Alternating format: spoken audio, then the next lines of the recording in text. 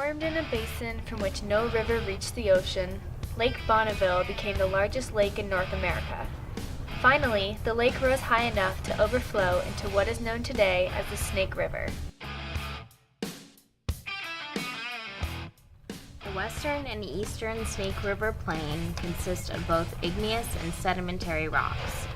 Rhyolites and basalts are the primary igneous rocks which formed from lava flows 65 million to 2 million years ago.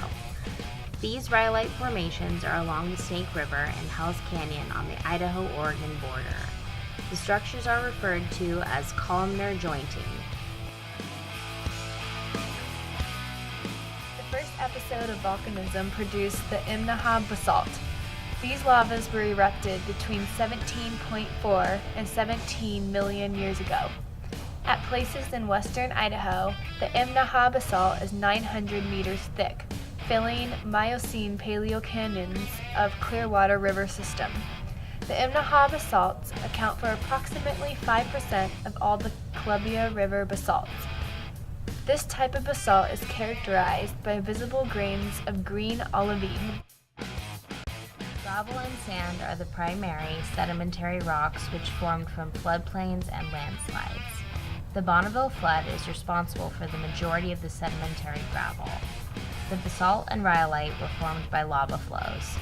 The rhyolites and volcanic basalt is Tertiary 65 million to 2 million years ago. The sand and gravel is Quaternary 2 million years ago and including the recent and Pliocene epochs. The Snake River Plain is a recent chapter of Idaho's geological story. It started about 16 million years ago, just after the major pulse of the Columbia River basalt volcanism. The first part of the Snake River Plain development was not even in the Snake River Plain, but in the Owyhee Plateau area, where Idaho, Oregon, and Nevada meet.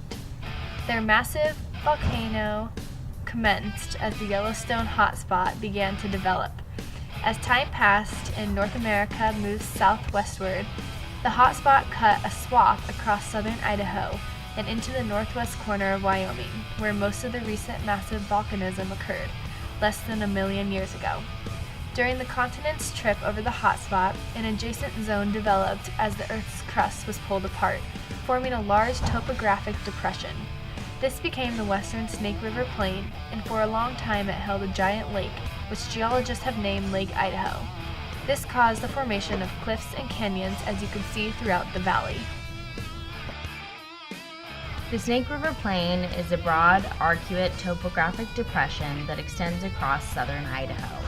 The western Snake River Plain sits in a fault-bounded graben, while the eastern Snake River Plain is a large structural downwarp that formed due to the weight of overlying volcanic rocks. Elevations have changed because of the passage of North America over the hotspot. As the hotspots migrated to northeast, the highlands subsided due to cooling of the underlying crust and crustal loading from the eruption of post-hotspot basalt. The Snake River Plain controls the economy of much of southern Idaho, north and west of Pocatello. 3 million acres of farmland on the Snake River Plain are irrigated, which approximately is 1/3 from wells and the remaining 2/3 from canals. This extensive irrigation system is the primary reason that Idaho has the highest per capita water consumption in the U.S. The Snake River Plain is underlain by fractured basalt lava flows, rhyolite, and unconsolidated sediments. Interbeds between the basalt layers are mainly sand, silt, and clay, with smaller amounts of volcanic ash. Within basalts, permeable zones are mainly the tops and bottoms of the lava flows, with columnar jointing in the between providing slower vertical transmission of water. The rhyolite that underlies the basalt does not have high permeability because many of the pore spaces are filled with chemical precipitates. Unconsolidated sediments beneath the plain contain a high percentage of intergranular pore spaces, which are permeable yet are resistant to flow.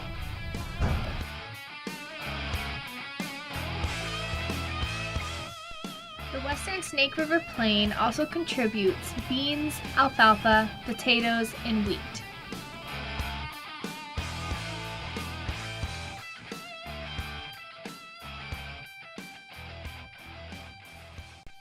The western Snake River Plain is what many of us call home. It has had an incredibly complex geologic history and will continue to change over time.